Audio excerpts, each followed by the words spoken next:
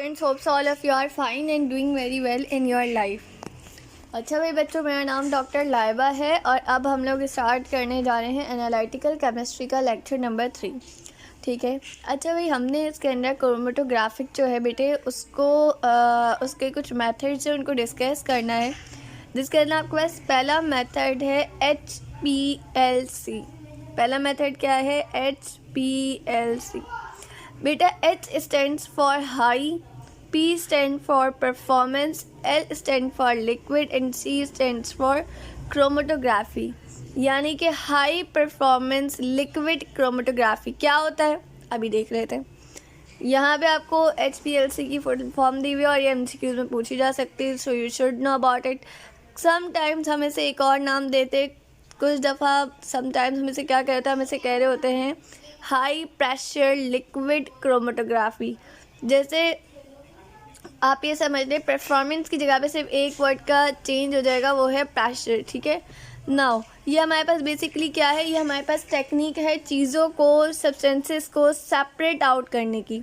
ये बेसिकली हमारे पास high performance liquid chromatography एक तरह का मतलब इंस्ट्रूमेंट होता है जो किस पे कंसिस्ट होता है बेटा, जो मोबाइल फेस जो होता है ना उसके रिजर्वायर ऑफ मोबाइल फेस पर, एक पंप पर, इंजेक्टर पर, सेपरेशन कॉलम, डिटेक्टर और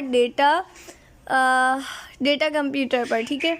यहाँ आप देख सकते हैं, डायग्राम इतनी क्लियर तो नहीं है मेरे पास, है ये आपके पास HPLC सॉल्वेंट है, ये इसका पंप है। Now injector and here is the sample, और ये HPLC कॉलम है, और ये आई थिंक डिटेक्टर है। ठीक है। और डिटेक्टर के पास ये है हमारे पास डाटा कंप्यूटर। ठीक है। एंड आई थिंक ये वाटर है। ठीक है। ये क्लियर नहीं है मेरे पास, तो मैंने जो जैसे मुझे नज़र आ रहा है मैंने बता दिया। ठीक है। अच्छा भाई, सबसे पहले ये जो आपके पास HPLC सॉल्वेंट है ना, इसको क्या किया जाता है, इसको पम्प्ड किया जाता है। आपको पता है ना आपके पास इसमें यहाँ पे क्या है, यहाँ पंप है, तो इसको पम्प किया जाता है। ठीक है। इसको पम्प किया जाता है कॉलम के ज़रिए। ठीक है। और कॉलम के पास क्या मौजूद होता है, कॉलम के पास मौजूद होता है एब्जॉर्बेंट। कॉलम को किससे पैक किया हुआ होता है, कॉलम को हमने एब्जॉर्बेंट से पैक किया हुआ होता है। तो यहाँ पे क्या होता है, यहाँ पे सेपरेशन है जल्दी से होती है। प्रेशर जो होता है the pressure mechanical pump ensures the rapid solvent flow. जो हमारे पास प्रेशर मैकेनिकल पंप होता है ना, जो हमारे पास यहाँ पे पंप मौजूद है, ये क्या करेगा, ये इस बात को इंश्योर करेगा, इसकी श्योरिटी होगी कि हमारे पास जो सॉल्वेंट है वो कैसे फ़्लो करे, वो तेज़ी से फ़्लो करे। तो जो फ्लो रेट होगा ना सॉल्वेंट का, वो किसको अफेक्ट करता है बेटा, वो बेसिकली अफेक्ट करता है आपका जो सैंपल है ना, उसके कंपोनेंट्स कितने ज़्यादा रेजुलेट हो सकते हैं, कितने टूट सकते हैं, रेजुलेशन को। जब एक कंपोनेंट पास होगा कॉलम से और फिर उसका डिटेक्टर जो है वो उसको नोट करेगा और इसके जो भी उसका जो सिग्नल होगा ना वो रिकॉर्डर पर दे दिया जाएगा। ये आपके पास हाई परफॉर्मेंस लिक्विड क्रोमेटोग्राफी होती है। आपको ज़्यादा अच्छी कब समझ आएगी, जब आप नेट पर जाकर ना यूट्यूब पर इससे रिगार्डिंग कुछ एनिमेटेड वीडियोस देखेंगे। ये इंस्ट्रूमेंट क्यों यूज़ किए जाते हैं, ड्रग डिस्कवरी में, क्लिनिकल एनालिसिस में, कॉस्मेटिक एनालिसिस में, इसके अलावा फार्मास्यूटिकल, एनवायरमेंटल केमिस्ट्री और बायोकेमिकल जेनेटिक्स में। Now what is gas chromatography. Gas chromatography क्या होती है, एक ऐसी टेक्निक होती है कि जिसके थ्रू आप वॉलेटाइल कंपाउंड्स को क्या करते हैं, सेपरेट आउट करते हैं। बेटा वॉलेटाइल कंपाउंड्स क्या होते हैं, मैंने आपको बताया था, जिनका ना वेपर प्रेशर बहुत हाई होता है, यानी कि अगर आप उनको खुला रखेंगे ना तो वो बहुत जल्दी एवापोरेट कर जाएंगे। ठीक है। एक सेकेंड। जैसे थिनर होता है जिससे नेल पॉलिश वगैरह साफ़ की जाती है, गर्ल्स यूज़ करती हैंगी। ठीक है। तो क्या कहते हैं, उनका भी आपको पता है वेपर प्रेशर हाई होता है कि अगर आप उसको खोल के रखेंगे तो वो एवापोरेट कर जाएंगे। ठीक है। वो एवापोरेट कर जाते हैं और पीछे किसको छोड़ जाते हैं, सॉलिड लिक्विड वायर को। यहाँ पे कुछ एग्जांपल दी हुई है, बेंजीन, फॉर्मल्डिहाइड, ज़ाइलिन और टोलिन, ये सबके साथ हाई वेपर प्रेशर होता है इनका। ठीक है। अच्छा भाई, ये जो हमारे पास वर्ड है बेटा गैस क्रोमेटोग्राफी, या आपको बताएगा it is clear from its word that it is use for the separation of gases. बेटा इसके नाम से पता चल जाएगा कि ये आपके पास वॉलेटाइल लिक्विड और गैसेस जो गैसियस स्टेट में मौजूद होते हैं उनको सेपरेट आउट करने के लिए यूज़ होता है। ठीक है। सेपरेशन कब होती है, सेपरेशन आपके पास तब होती है जब आपके पास एक्सचेंज होता है किसका, मोबाइल गैस फेज़ का और लिक्विड या सॉलिड के स्टेशनरी फेज़ का। इन दो का जब एक्सचेंज होता है ना तब आपके पास क्या होता है, सेपरेशन होती है। और ये हमारे पास सबसे पहले किसने इंट्रोड्यूस कराया था, इसको इंट्रोड्यूस करवाने वाले जॉन पोर्टर मार्टिन थे, ठीक है। इनको नोबेल प्राइज़ भी मिला है, सही है। और इनको मॉडर्न गैस क्रोमेटोग्राफी का फादर भी कहा जाता है, ठीक है।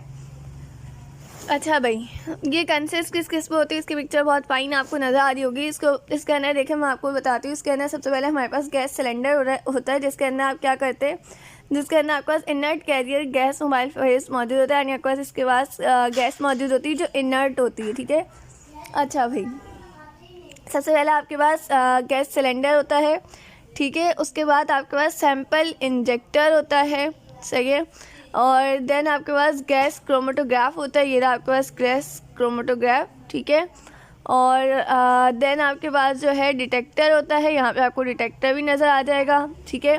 और आपके पास इसके अंदर आपके पास डाटा कलेक्शन डिवाइस भी होती है, जो ये रही, ठीक है। और ये आपके पास क्रोमेटोग्राफ का ग्राफ आपको नज़र आ रहा है, ठीक है। Now chromatogram, sorry.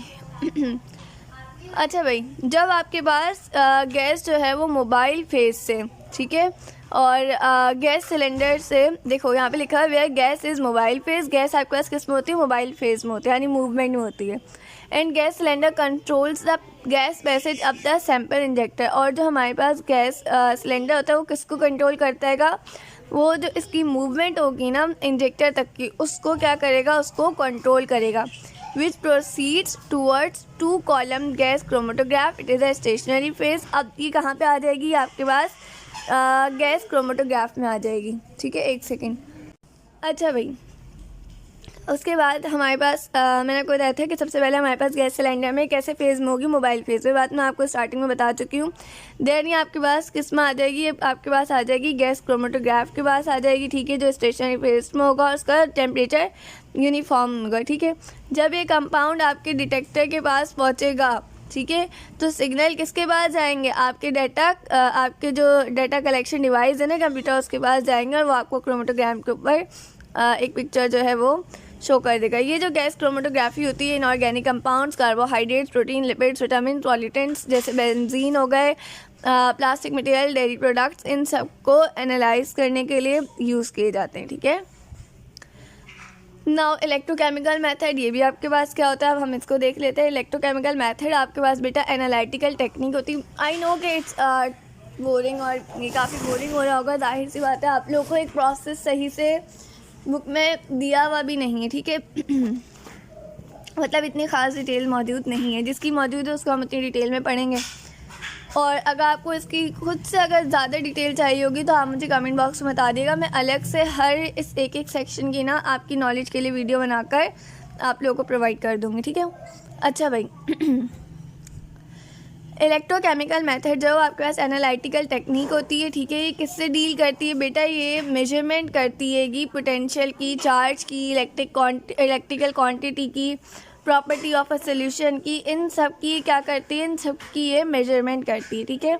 ये जो मेजरमेंट होती है ये कुछ इंस्ट्रूमेंट्स के ज़रिए होती है, जिनको हम ना एडवांस इंस्ट्रूमेंटल मेथड्स कहते हैं। ये मेथड जो है जाहिर सी बात है बहुत यूज़फुल होते हैं। क्यों यूज़फुल होते हैं बेटा, ये बहुत कम टाइम कंज्यूम करते हैं और कोई भी मतलब ना विदाउट एनी सूटेबल इंडिकेटर्स, ठीक है। अच्छा भाई, इलेक्ट्रोकेमिकल एनालिटिकल मेथड जो है ये आपके पास किसकी हेल्प से होता है, ये आपके पास इलेक्ट्रोकेमिकल सेल की हेल्प से होता है, जिसकी डायग्राम आपको दी हुई है, इसके अंदर आपको नज़र आ जाएगा। मैं आपको दिखा देती हूँ, ये बहुत आसान है, ये समझ लिया, ये आपके पास डिटेल में भी मौजूद है और इसको ही समझ लो, ये सबसे आसान मेथड है आपके पास। बेटा इसके अंदर आपको नज़र आ रहे हैं 2 इलेक्ट्रोड्स, ठीक है, एक एनोड, ठीक है, एक कैथोड। अब गौर से समझना है, इसको थोड़ा सा डिटेल में देखेंगे, एक एनोड एक कैथोड, ठीक है। अच्छा भाई, आपके पास ये जो इलेक्ट्रोड्स हैं इनके क्या नाम है, इनके एनोड और कैथोड है। एनोड के ऊपर कैसा चार्ज होता है, याद रखना नेगेटिव होता है। अगर इसके ऊपर नेगेटिव चार्ज है तो इसके पास कौन से आइंस आएंगे, याद रखना, अगर नेगेटिव चार्ज है तो पॉजिटिव आइंस आएंगे। और कैथोड के ऊपर कैसा चार्ज है, पॉजिटिव, तो इसके पास कैसे आइंस आएंगे, इसके पास आएंगे नेगेटिव आइंस। अच्छा भाई, अगर इसके ऊपर नेगेटिव चार्ज है और इसके ऊपर नेगेटिव चार्ज क्यों आ रहा है, इसलिए आ रहेगा क्योंकि ये ऑक्सीडेशन करेगा, ठीक है। और क्या कहते हैं, जो कैथोड है उसके ऊपर पॉजिटिव चार्ज क्यों आ रहा है, क्योंकि ये क्या करेगा, ये आपके पास जो है रिडक्शन करेगा। अगर आपको ऑक्सीडेशन और रिडक्शन का नहीं पता तो इस वीडियो के लास्ट में ना मैं एक वीडियो अटैच करवा दूँगी, आप उसमें देखिएगा, आपको बहुत डिटेल में समझ आ जाएगा कि oxidation basically loss of electrons होते हैं, यानी कि इलेक्ट्रॉन्स को लॉस करना, ठीक है।